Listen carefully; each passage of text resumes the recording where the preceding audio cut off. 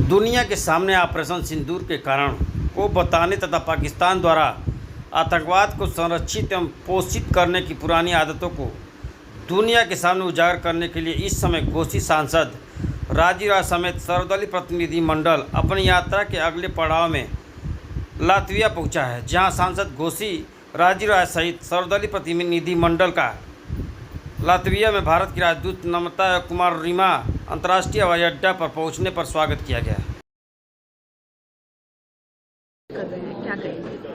देश के 140 करोड़ लोग चाहे देश में रहे चाहे दुनिया के किसी कोने में रहे, जब देश के ऊपर आघात होता है, देश के ऊपर हमला होता है, देश के ऊपर चोट पहुंचता है, तो सारे भारतीय एक है।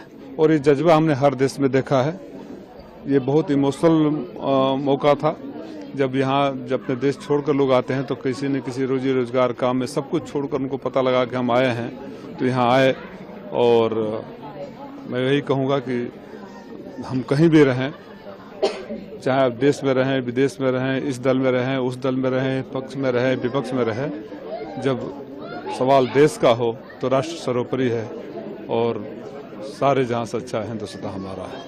सर, लगातार आप लोग ये चौथा देश है जहां पर आप लोग हैं और अगला आप लोगों का पड़ाव स्पेन होगा। अगर लातविया की बात करें, आप लोगों ने बहुत इंपॉर्टेंट मीटिंग्स आज किए हैं, कैसा समर्थन वहां से मिला? अगर कुछ बता। देखो, हम जहां भी गए ना, कोई आतंकवाद को सब्सक्राइब नहीं करता है। सबको पता है आतंकवाद एक कैंसर की बीमारी की तरह है। हमारी जिम्मेदारी थोड़ी उसकी आगे बढ़ जाती है, जहां तक मैं व्यक्तिगत रूप से समझता हूँ। और यही बात व्यक्तिगत रूप से हर जगह कर रहा हूँ। जैसे आज भी लातविया के मीटिंग में मैंने समझाया उन्हें कि कैसे दोनों देश एक साथ आज़ाद हुए, एक दुनिया का सबसे बड़ा लोकतांत्रिक देश बना, एक दूसरे दुनिया का सबसे बड़ा आतंकी देश बना। और जब बोलता हूँ कि दुनिया का सबसे बड़ा आतंकी देश, तो दुनिया का कोई ऐसा आतंकवाद का हो नहीं रहा है जिसमें पाकिस्तान का हाथ न हो। और 47-48 में हमसे अलग होते ही हमला किए, वहाँ भी लोगों को मारे। फिर अफगान का उनको बताया, तालिबान मारे जाए, अफगानी मारे गए, वहाँ भी लोग मारे गए। हमारे साथ हुआ। अपने देश के लोगों के ऊपर उस तरह कोई जुल्म नहीं किया होगा जब इन्होंने पूरी पाकिस्तान के ऊपर किया, तो इनके करैक्टर में है।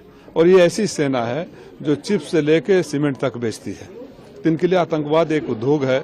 इस जो पपेट सरकार, उसके हाथ में कुछ नहीं है। इस सेना को आइसोलेट करना।